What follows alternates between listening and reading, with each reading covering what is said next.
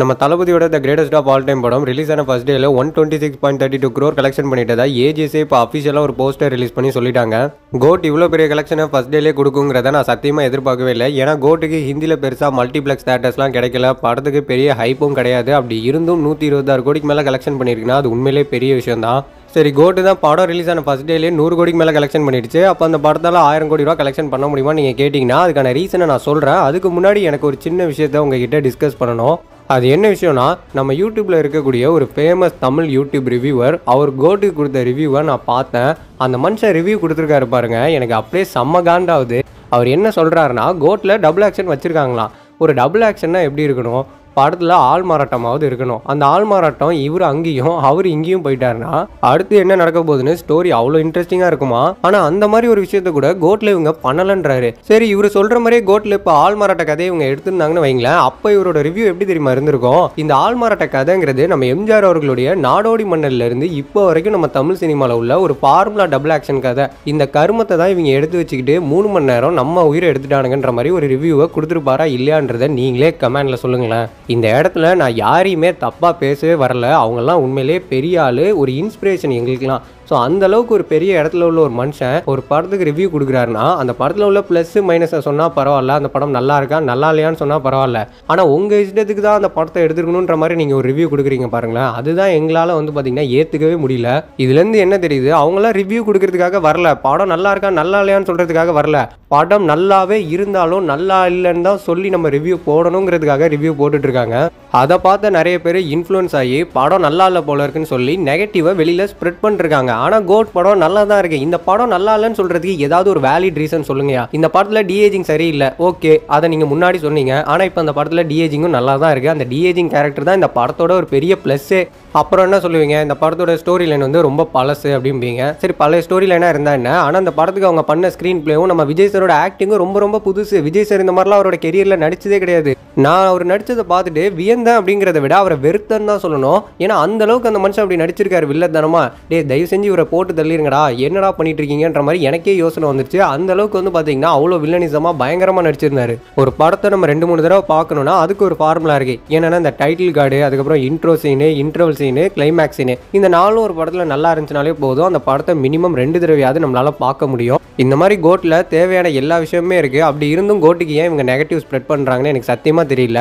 என்ன ஒருத்தர் சொன்னார், கோட்டுடைய ட்ரெய்லர் வந்தப்போ நான் அவ்வளோ இம்ப்ரெசிவா இல்லைன்னு சொன்னப்போ, ப்ரோ நீ இப்படிலாம் பண்ணாத ப்ரோ, ஏன்னா நீ ஒரு இன்ஃப்ளூயன்சரு, உன்னோட வீடியோ பார்க்குற நிறைய பேர் நீ சொல்றதை நம்பி ஒருவேளை ட்ரெய்லர் நல்லா தான் இல்லையோன்னு சொல்லி அவங்களோட மைண்டும் மாற சான்ஸ் இருக்கு. அதனால எது கரெக்டோ அதை மட்டும் நல்லா பார்த்து யோசிச்சு சொல்லு ப்ரோனாரு.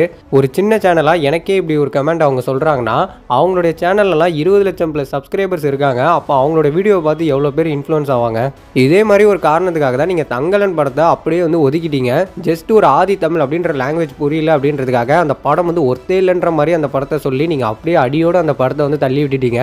அடுத்து கங்குவான்ற ஒரு பெரிய படம் ஒன்று வருது. அந்த படம் 1000 கோடி அடிக்கும்னு வேற நீங்கள்லாம் நம்பிட்டு இருக்கீங்க, நானும் நம்பிட்டு இருக்கேன். ஆனால் அப்படி இருக்கிறப்போ அந்த படத்தில் ஒரு தமிழ் பேசுவாங்க, அந்த தமிழ் உங்களுக்கு புரியலன்னா என்ன பண்ணுவீங்க, ஏஞ்சி வந்துடுவீங்களா? சரி, அந்த படம் நல்லா இல்லை ஃப்ளாப்னு சொல்லிட்டு போயிருவீங்களா?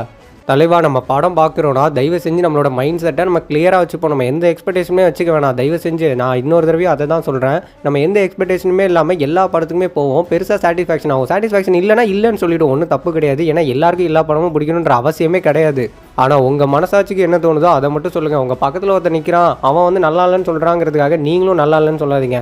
உங்களுக்கு தெரியும்ல படம் நல்லா இருக்கா இல்லையா, உங்களுக்கு பிடிச்சிருக்கா இல்லையாங்கிறத அதை சொல்லுங்கள். ஸோ இந்த ஒரு விஷயம், இதை தான் நான் உங்ககிட்ட டிஸ்கஸ் பண்ணணும்னு ஆசைப்பட்டேன். நான் அதை பண்ணிட்டேன். நான் சொன்ன விஷயம் தப்பா சரியாங்கிறதுலாம் எனக்கு தெரியல, ஆனால் உங்ககிட்ட சொல்லணும்னு தோணுச்சு. நீங்கள் என்ன நினைக்கிறீங்க, நான் சொன்ன விஷயம் தப்பா சரியாங்கிறத நீங்களே கமெண்டில் சொல்லுங்கள்.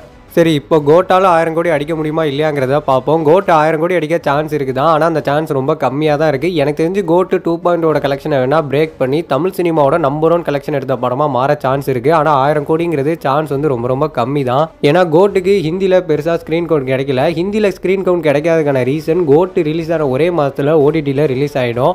ஆனால் ஹிந்தியில் நம்ம ஒரு படத்தை ரிலீஸ் பண்ணணும்னு நினைக்கிறோம்னா அவங்களுடைய ரூல்ஸ் அண்ட் ரெகுலேஷன் படி ஒரு படம் மினிமம் 2 மாதத்துக்கு அப்புறம் தான் ஓடிடியில் ரிலீஸ் ஆகணும். ஆனால் நம்ம ஆளுங்களோட படம் ஒரே மாசத்துல ரிலீஸ் ஆகுது. அதனால தான் நமக்கு அவங்க ஸ்கிரீன் கொடுக்க மாட்டாங்க. இதுல அவங்க மேலலாம் எந்த தப்புமே கிடையாது, நம்ம ப்ரொடியூசர்ஸ் மேல தான் தப்பு.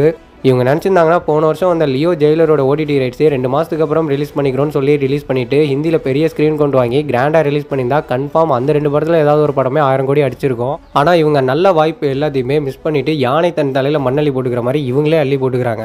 ஆனால் இந்த ஒரு ஃபார்முலாவை தெலுங்கு ப்ரொடியூசர்ஸ்லாம் கரெக்டாக யூஸ் பண்ணி அவங்களோட படத்தெல்லாம் ரிலீஸ் பண்ணுறதுனால தான் அவங்க படம்லாம் அசால்ட்டாக 1000 கோடி அடிக்குது.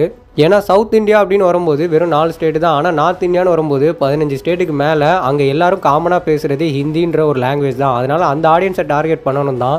அவங்களுடைய சப்போர்ட் இருந்தால் தான் நம்மளால் இந்தியாவில் ஒரு பெரிய கலெக்ஷனை கொடுக்க முடியும். அப்போ தான் 1000 கோடிங்கிறதுலாம் பாசிபிள், இல்லைனா வாய்ப்பே கிடையாது. ஆனால் இந்த ஒரு ஃபார்முலாவை இப்போ நம்ம தமிழில் ஒரு ப்ரொடியூசர் பயங்கரமாக பண்ணியிருக்காரு. அவர் யாருன்னா ஸ்டுடியோ கிரீனுடைய ஞானவேல் ராஜா சார் தான். ஏன்னா கங்குவாவோட ஓடிடி ரைட்ஸை 2 மாதத்துக்கு அப்புறம் தான் வந்து பார்த்திங்கன்னா விற்றுருக்காங்க. அதனால் கங்குவாவுக்கு 1000 கோடி அடிக்கிறதுக்கு ஒரு பெரிய சான்ஸ் இருக்குது. கங்குவா படம் மட்டும் நல்லா இருந்தால் போதும், கண்டிப்பாக பாக்ஸ் ஆஃபீஸில் பெரிய சம்பவம் பண்ணிவிடும். ஸோ வெயிட் பண்ணி பார்ப்போம் என்ன பண்ணுறாங்கன்னா. ஆனால் கோட் அடிக்கிறதுக்கான சான்சஸ் வந்து ரொம்ப ரொம்ப கம்மி தான். ஸோ என்னோட ஃப்ரெண்ட்ஸ் அண்ட் ஃபேமிலியான என்னோட வியூவர்ஸ் அண்ட் சப்ஸ்கிரைபர்ஸ்க்கு கண்டிப்பாக இந்த வீடியோ பிடிச்சிருக்குன்னு நான் நினைக்கிறேன். கண்டிப்பாக இந்த கண்டென்ட் உங்களுக்கு ஒர்த்தாக இருக்கும்னு நினைக்கிறேன். இதை கண்டென்ட்டாக பார்க்காதீங்க, தயவு செஞ்சு இதில் நான் சொன்ன விஷயங்களை யோசிச்சு பாருங்கள். நான் சொன்னதில் ஏதாவது தப்பு இருந்தாலும் என்ன திருத்துங்க. அப்படி ஒருவேளை நான் சொல்கிற விஷயம் சரியாக இருக்குன்னு நீங்கள் நினச்சிங்கன்னா நீங்கள் என்னை சப்போர்ட்லாம் பண்ண வேணாம். நீங்கள் உங்களோட மைண்ட் செட்டை மாற்றிக்கிட்டு கரெக்டாக இருந்தாலே போதும்.